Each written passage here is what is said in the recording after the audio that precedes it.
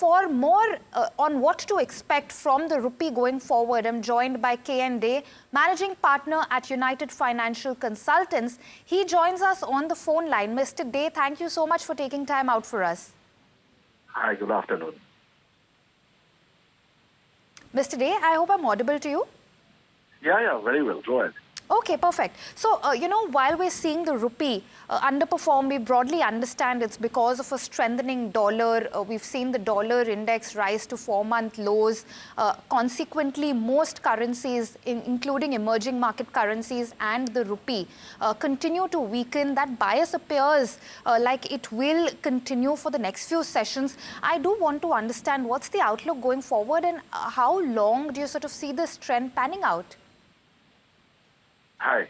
I think you rightly said that the episode of yesterday's Mr. Trump coming back to power on 28th of January has made the dollar index go up by almost 2% in one session, which had last happened somewhere in 2016 when the Brexit fell apart.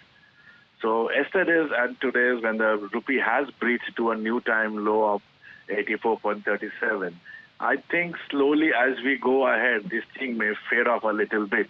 We may not see the run on the rupee to continue until unless there is some episode on the Iran-Israel side. Hopefully it can happen. Otherwise, I think the short run of the rupee to 37 or maybe towards 40 temporarily is capped. Thankfully, with Reserve Bank of India intervening at major levels to sustain any unwanted volatility in the market. As you said about the emerging markets, in last 4 or 5 working days of major emerging markets, the rupee has fallen only 0.33% from November 1st, whereas the CNY has fallen almost 0.87%.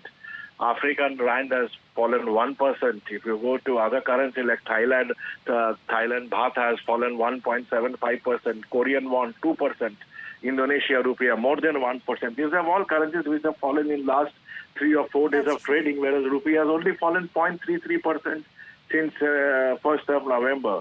So I think we are mostly controlled.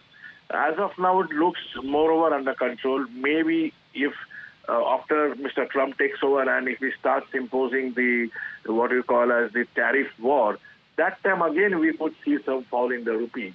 But as far as the dollar index and the U.S. elections are concerned, it's being taken inside. Maybe today's FOMC 25 basis rate hike is already being discounted. We may not see much fall from here. But yes, going ahead, we don't know what happens in the Middle East war. That could again give the spike on the rupee. Right, we're already seeing some sorts of respite, in fact, on the rupee as well as on the dollar index. But, you did touch upon the currency wars that we might see in the months going ahead. I'm curious to understand in terms of the rupee as well, and more importantly, in case of several other global currencies, including the Chinese one. At this point, would it be sort of fair to say that FX wars will be the greatest asset class risk unfolding in the months to come? Absolutely perfect. I think going forward, we will see more increasing volatility, especially when the new president comes in and hopefully doesn't speak much between today and the date he takes over on 20th of January. He has already said in his speech about the tariffs to be imposed in European countries, plus, of course, the major tariff in China. And once you saw about 8 years back when he imposed tariffs on Chinese imports, the Chinese currency is depreciated from 6.79 to around 7.2, 7.1. Similarly, if such tariff starts coming in, we will definitely see some tariff falling on impact on emerging market currencies. Though India may not be directly linked to the tariff concerns, but when other currencies fall, at least some part of that rupee will also have to be adjusted so that our exports exports would remain more competitive. All right, I do have one last quick question before we can let you go. Given that there are a whole host of factors, that are sort of pushing and pulling onto the rupee, and while a lot of these factors, are still about to unfold, in the medium term, what is the range that we can expect on the rupee? This is the most toughest question because to give a range on the rupee when we are sitting on a lifetime low today See, as I said, maybe till January end we could see.